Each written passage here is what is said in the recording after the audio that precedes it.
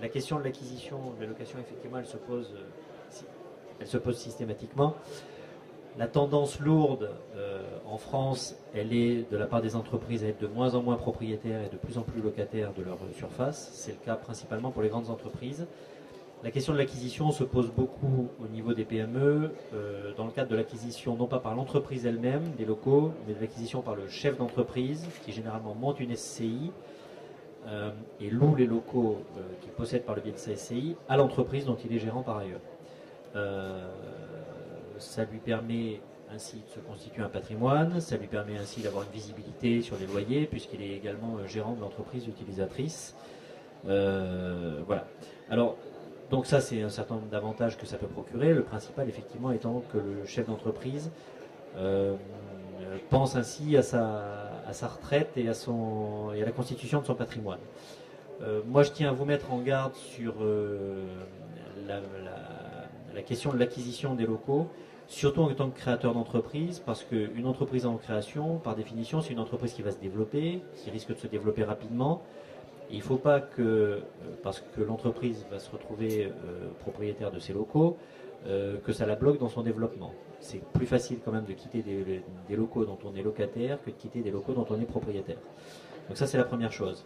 La deuxième chose, c'est que pour acquérir des locaux, le banquier qui va vous prêter de l'argent va regarder la qualité de la signature du locataire, donc de l'entreprise que vous allez installer dedans, de la même manière qu'un propriétaire va regarder la qualité de la signature du locataire. Ça signifie que dans le cadre d'une entreprise en création, les questions de financement vont se poser de manière importante.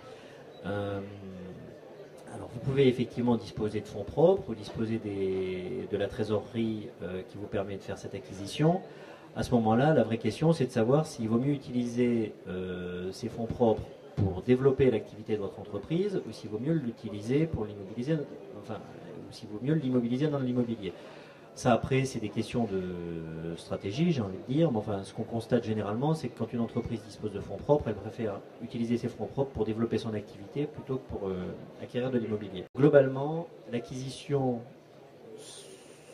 est pour moi plutôt réservée à des entreprises qui ont une bonne visibilité sur leur développement et sur leur progression dans les années à venir.